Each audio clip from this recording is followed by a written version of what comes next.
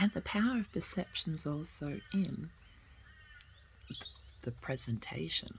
This is a continuation. It's just, there's a different colour there. It gives a different perception of a reality when you change things up slightly.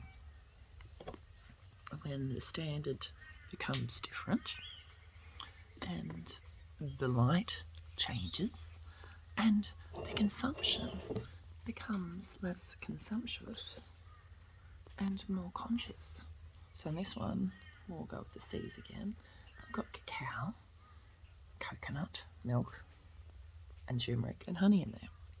And because I had been doing some intense stints of driving, minimal sleep basically, practicing endurance, I was having a lot of things that I typically wouldn't. I don't do drugs, chemical drugs as such. I have medical marijuana. I've got nicotine addiction again. I have wine and cider, typically because they're fermented fruit. I don't do the yeast or wheat. I try and avoid beer, but fuck, I love a schooner. You know, old patterns. There's something just like, you know, and that's what the old boys were like at the pub. That's why everyone drank at the pub, because you can drink a tinny at home or a stubby at home, but having a schooner, you know, and having a chat to the bartender, giving a shit about how the head is when you've got the new bartender on that pours half a frothy beer, right? Like, that's the old fun that people had. But there gets to be a point where you go, okay, that's Groundhog Day. You know exactly where Brucey's going when he's, you know, it's like he's on the same bus as you. Brucey's running, you're fucking running, you're sculling your beer and running faster. You don't need to worry about the timetable when Brucey's on it. He doesn't want to fucking miss that last bus and have to pay $20 for a taxi home. You know? And it gives a fuck. Everyone, you know, how many smokers out there? Yeah, the teeth. Fucking yak. Fuckers, right? Human, right? You fucking robots with expectations that our parents planted on us. Who stayed with their grandparents that were born sub-bloody war days, yeah? There is a lot more laxed rules on children these days. And I keep saying there's too much child-led parenting and parent-led childing. And it doesn't mean to remove gentle parenting. I just think gentle parenting has gone too far, that it's like, oh, child who's 2, is it okay? Did you shat yourself and I'm okay to wipe the poo off you? Do you give me permission for that? It's like, that kid's going to get some sort of infection if you don't get the shit out of their bits, right? There's certain protocols that have gone too far to actually care completely and holistically for humans, and particularly young humans, who don't know. You've got a cut and you're running around or swimming somewhere that has cows on the land and they're not being correctly wormed, and it's not always the owner's fault. There's so many compounding situations that go on that people don't even look at.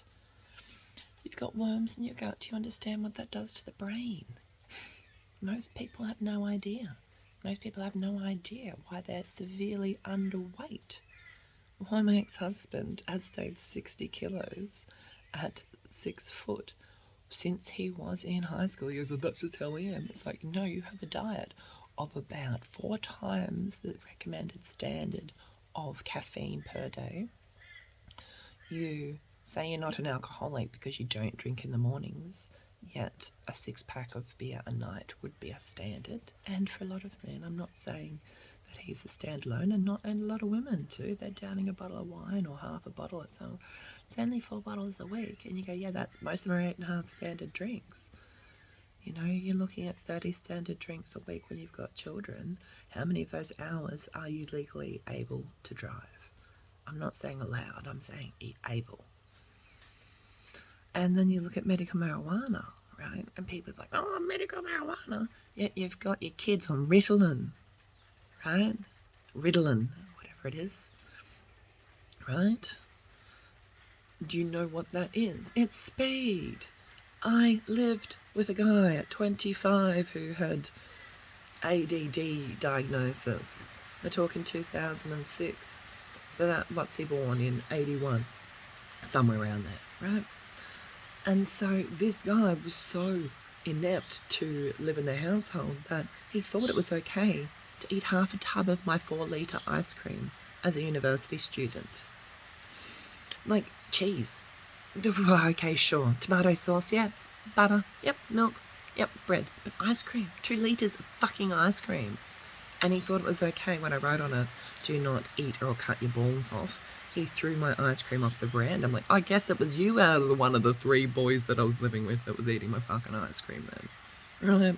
That's the shit you gotta deal with when you send your children out into the real world.